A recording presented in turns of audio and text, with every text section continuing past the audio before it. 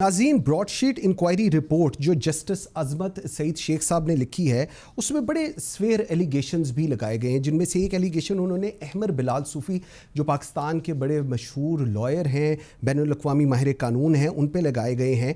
I am sure कि वो अपना बिल्कुल परस्यू करेंगे कोर्ट ऑफ लॉ के अंदर, but I actually requested him कि आप आएँ और आप अपना व्यू पॉइंट दें। जो चीज़ें एक एलिगेशन लग गई है और पूरे मीडिया के ऊपर इसको लेकर एक क्योस हो रही है। सो आई एम वेरी ग्रेटफुल।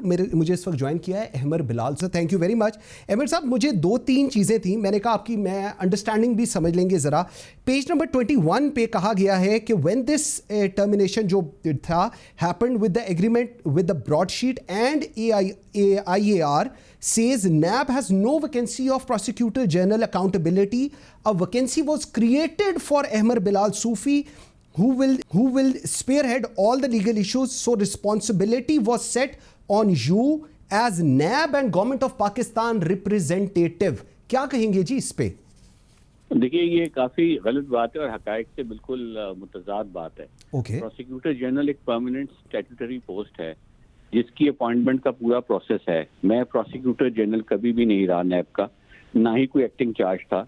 मैं तो उनका एक आउटसाइड कंसल्टेंट था रिटेनरशिप पर। उनके और इंटरनेशनल लॉ के मैटर्स, खासतौर पे जो UN कन्वेंशन था ऑन कन्वेंशन ऑन करप्शन, उसके बाबत काफी मामलात थे जिस पर मैं उनको एडवाइस करता था।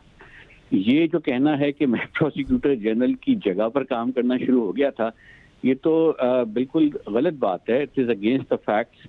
और अगर उनका एक प्रोसिक्यूशन विंग होता है, उसके अलावा उनका एक पूरा ओवरसीज विंग होता है, और अमूमन ये हुआ करता है कि प्रोसिक्यूटर जनरल ना हो तो किसी को भी वो एक्टिंग प्रोसिक्यूटर जनरल लगाते हैं।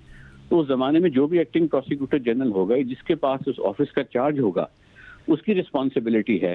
तो ये कहना कि मैंने वो एक्वायर कर लिया उसके जिम्मेदारियां, ये तो बिल्कुल हकीकत से मुतजाद बात है। So you are actually denying this कि that thing has never happened. आपने वहां पर एज प्रोसिक्यूटर जनरल अकाउंटेबिलिटी काम ही नहीं किया?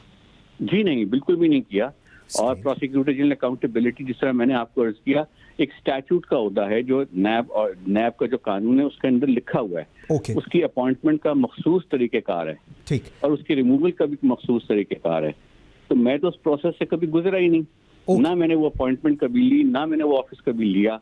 तो ये फर्ज कर लेना कि उसके फराइज मनसबी भी मुझ पर मुंतकिल हो गए, हाँ, मेरा ख्याल है ये लीगली भी दुरुस्त नहीं है और फैक्चुअली जिस तरह मैंने आपको बताया ये बिल्कुल गलत है। ओके, अच्छा, दूसरी चीज, पेज नंबर 22 में जस्टिस अजमत सईद शेख साहब कहते हैं कि N allusion was created by Ahmar Bilal Sufi that a settlement with the broadsheet was possible, whereas Tariq रहीम जो उस वक्त के IAR के हेड थे, he said कि we did not settle anything with broadsheet. Sir, इस पे क्या आप कमेंट करना चाहेंगे?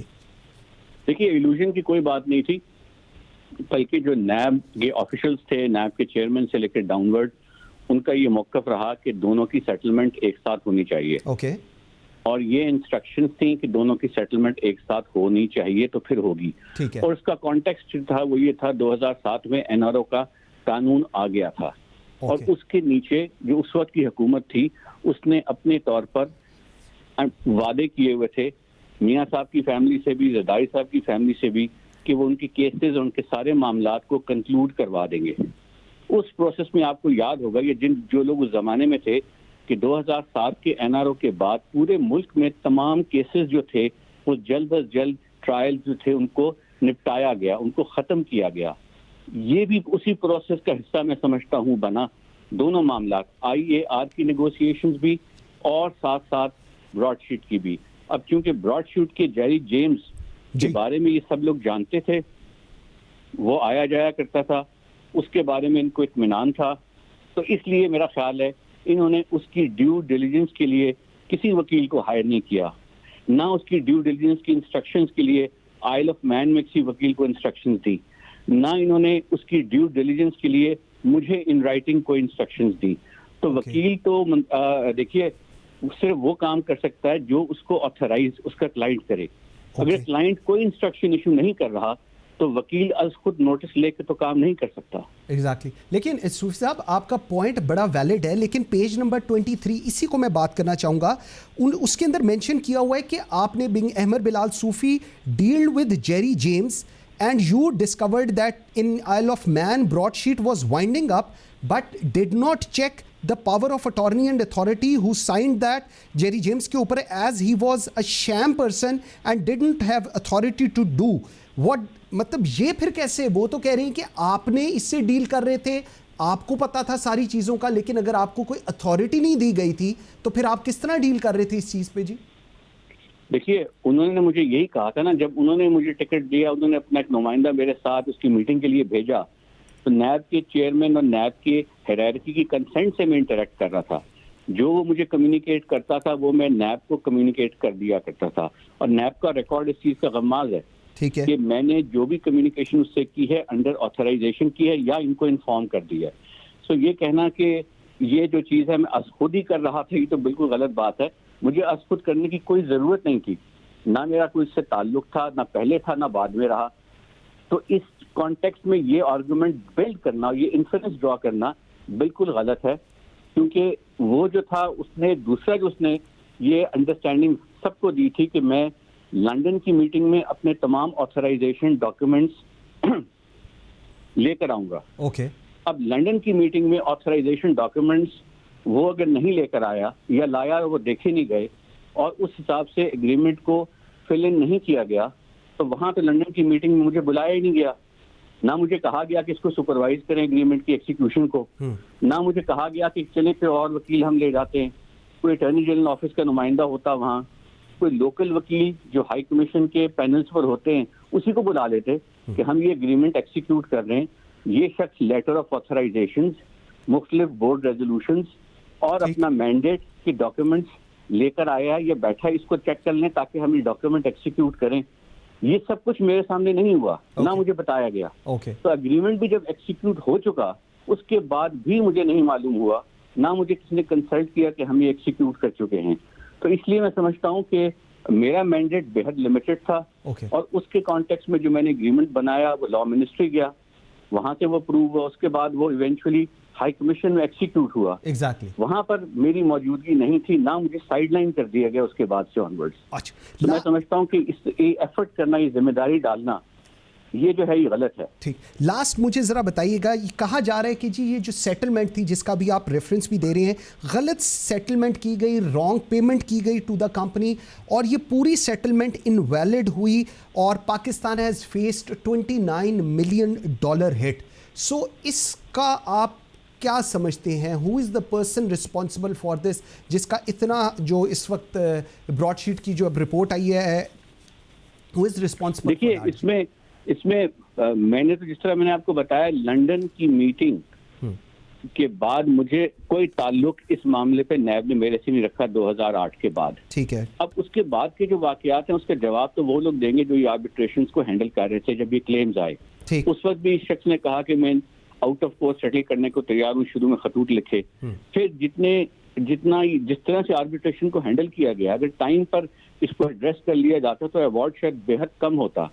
اور اسی لیے میرا یہ خیال ہے کہ اگر اس ایوارڈ کو بھی آپ دیکھیں اور اس کے کانٹیکس کو دیکھیں تو اس بارے میں تو اس کمیشن نے کوئی تفصیلی حقائق سامنے لے کر ہی نہیں آیا. در حقیقت اس کا مینڈیٹ تھا کہ جن لوگوں نے اس آربیٹریشن کو 2009 سے 2017 یا 2020-21 تک ہینڈل کیا ہے, ان کی تفصیلات کیا ہیں. اس نے تو کانسنٹریٹ صرف 1 سال کے پیریڈ کے واقعات پر کیا ہے. اور اسی لیے میں سمجھتا ہوں کہ یہ کمیشن کی جو رپورٹ ہے وہ کنٹروورسی کا شکار ہو گئی ہے, کیونکہ اس نے صرف مین ایشوز کو اوور لک کر دیا ہے, اور جو صرف $1.5 ملین جو زمانے میں 7-8 کروڑ روپے بنتے تھے اس تک اپنے آپ کو کنفائن کر کے لوگوں کے بارے میں ایسی ذمہ داریاں ڈالنے کی کوشش کی ہے, ڈیولپ کرنے کی کوشش کی ہے جو حقیقت اور قانون کے برعکس بھی ہیں, اور ساتھ ساتھ یہ کہ ایسی زبان استعمال کی ہے جو میں سمجھتا ہوں کہ زیب نہیں دیتی تھی اس نوعیت کی گفتگو کرنا. لاسٹ مجھے بتائیے گا, بھی آپ نے آربیٹریٹر کی بات کی, پیج نمبر 29 پہ مینشن کر رہے ہیں کہ your disposition in front of arbitrator. آپ کو شاید اندازہ ہی نہیں تھا کہ یہ کمپنی کلوراڈو میں ہے, یا جیبرالٹر میں ہے جی، اور اس پر بھی ایک انہوں نے بڑا اس پہ اسٹرانگلی لیا ہے کہ پھر بتایا گیا کہ جی یہ کمپنی کہاں پر ایگزسٹ کرتی ہے. اس پہ کیا کہیں گے جی؟ دیکھیے یہ سب تفصیلات جو ہیں اس کا میں نے جواب اپنے کانٹیکسٹ میں دیا، لیکن مجھے افسوس یہ ہے کہ اس کو پراپرلی ریفلیکٹ نہیں کیا گیا. اوکے. جو میں نے اپنی ساری باتوں کو ایکسپلین کیا تھا، لیکن بہت سلیکٹیو انفارمیشن کی بنیاد پر جو ہے یہ چیز اس کو ڈیولپ کیا گیا ہے اس رپورٹ میں، جس کا مجھے افسوس بھی اور حیرانی بھی ہے. کیونکہ میں سمجھتا ہوں کہ میرا جو موقف پچھلے جو آربیٹریشن ایوارڈ میں بڑا واضح تھا، جو سر اینتھنی ایونز کا تھا، اس میں انہوں نے وضاحت سے میرے رول کی بھی بات کی اور انہوں نے ایڈمٹ کیا وہ تمام باتوں کو جس کو یہ کوشچن کر رہے ہیں، جو ایک عجیب و غریب بات ہے. سو ایک کانٹرڈکشن بھی ہے. اور جس طرح میں نے کہا کہ یہ ایک ایسا انہوں نے لیگل بلڈ اپ کیا ہے جس کی نظیر بھی نہیں ملتی، کہ آپ جو شخص آفس بھی نہیں ہولڈ کر رہا اس کی بھی رسپانسبلٹی آپ قرار دے دیں. بالکل ٹھیک.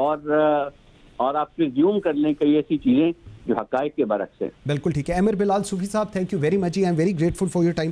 Viewers at the end of the بھی عامر بلال صوفی کہہ رہے ہیں، اور جس طرح یہ رپورٹ آئی ہے اس کو مزید پروب کرنے کی ضرورت ہے. اس کو کنٹروورسی نہیں بننے دینا چاہیے.